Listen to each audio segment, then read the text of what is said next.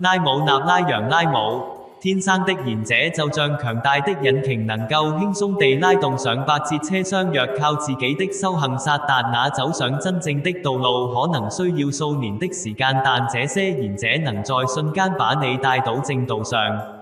有許多尋找正道的方法，如冥想、誦唱等，許多人勤奮地實踐這些方法。這些方法確實有效，但非常耗時。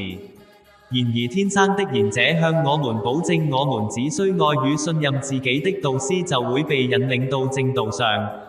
不過道路上會有障礙，反對的力量會製造混亂，賢者不會因此而動搖，但這些反對勢力或邪靈會試圖在你與導師之間製造裂痕。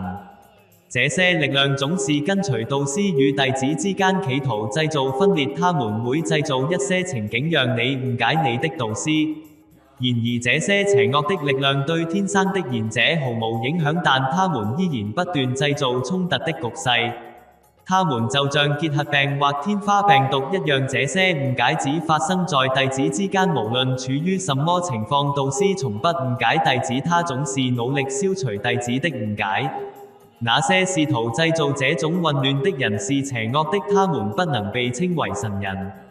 如果有人告訴你不要有性慾，不要看女人，你也許會聽從，但你的慾望依然會存在於內心。